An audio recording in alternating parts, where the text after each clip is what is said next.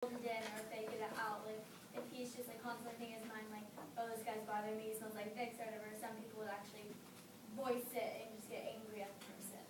And so it depends on their personality, how they voice it. You can also relate it back to Marcel, like he still felt grief, he just was still always in that numbness stage. Like just because he doesn't show it outwardly how sad he was, it doesn't mean he wasn't going through grief or knowledge of grief. I like the critical thinking going But also on it's there. supposed to be like, I mean, he got exiled. I mean, the reason why during the trial, they're also trying to prove that he doesn't experience this. And that's what they're trying to show, that he's not like everyone else who goes through this stages of grief after like losing a loved one. So there's many different ways to interpret everything, and it goes back to when Lindsay said we all have different personalities and opinions and viewpoints. I want to segue into the next, number 2 on the agenda here, because I think it's good. We were talking about all these stages of grief. Well, we're going to have, if volunteers are willing to do this, we want to reenact these stages of grief, or not even reenact, but more explain what you would feel like in the 5 steps if this certain situation on your card happened to you. So first, we're going to start with Daniel and Jesus are going to get a card, and they are going to, through the 5 steps, which I guess we could probably left up there, but you want to just write them down real quick? We all have them on our papers. Yeah. Oh, you guys all have them on your Thanks, papers? Okay, guys. totally forgot. So you guys all have the 5 steps on your papers. So I want you guys to notice when they're just discussing a topic within themselves, how they are reacting and dealing with those 5 steps. And you guys, if you're willing to volunteer, we'll give you a card and see if you guys how you would do in the situation. So we're going to let them do that real quick. They do the preparation. You read the card Yeah. and being over and after. Daniel will demonstrate a scenario where he lost his job home and he can't support his family. I'm gonna act it out kind of fast because obviously I can't take 3 months to show you everything. We'll show you. Natural. Healthy. Naturally. Okay. Oh, I lost my job. Can't take care of my family. What am I gonna do? I can't do anything.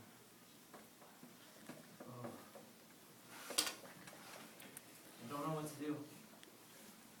Why did this happen to me? Well, it's just a phase. I'm gonna work through it. I'm gonna have to go back and get a job. I can do this. I'll help my family.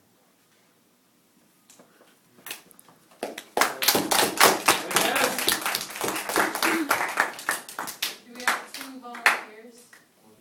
Aki and Jacob. Jacob. Wow. Okay.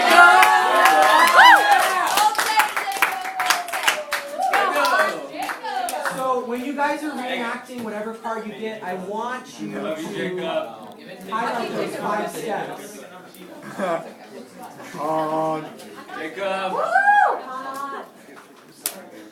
You know, show the sense of denial, then bargain, then the depression, then the anger, then the acceptance.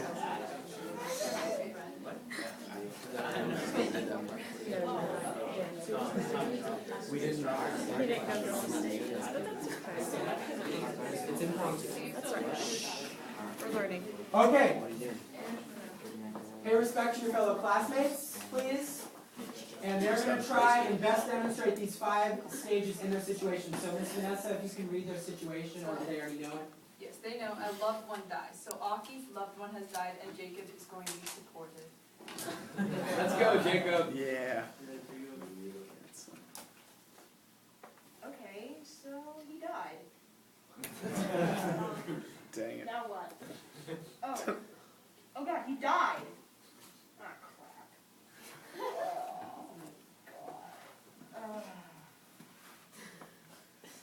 god, what am I gonna do now?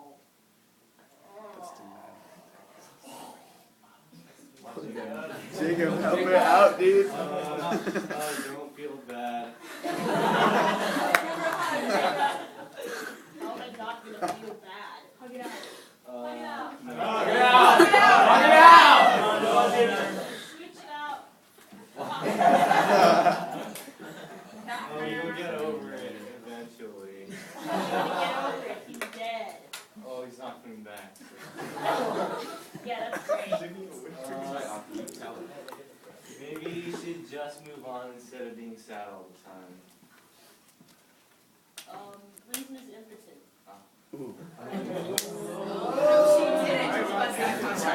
Existentialism, so. Take that, Jacob. Hug it out, Jacob, hug it out. I think you Let your emotions flow free. So maybe, okay, we can stop now, and let's discuss how Jacob could have handled this situation a little better. Nice. You could have hugged her. Good. Well, come on, let's be in all seriousness here. We're trying to learn about Not kidding. sensitive No, talk. someone is in a bad mood, you hug them and they feel better. Let's talk about what Aki could have done in her states of denial, memory shock, and depression. One of the most common things that she would have done would have seek professional help. And if you guys could describe and explain the two types of doctors there are in our society. Okay. Well, in a mental health setting, the two types of doctors are psychologists, which are mostly talking to you, and then a psychiatrist or psychoanalyst, that they're the more medical side that prescribe you drugs or just help you find the medical help that you need. But let's say that Aki she just found out and she hadn't been ready to go seek professional help. If her friend saw her that she was upset and she found out her loved one had died, what would you guys have done? Basically, what did Jacob What can you fail say? to do, and what would you do instead? Let them grieve for a bit. It's good to let your emotions out first. But what if Jacob's like, okay, she's sad, I'll just leave, and then she's like, nobody cares. You gotta let him know. Yeah. You gotta let him know. Like Yeah. say, I'm here for you. Yeah, just let You them gotta know.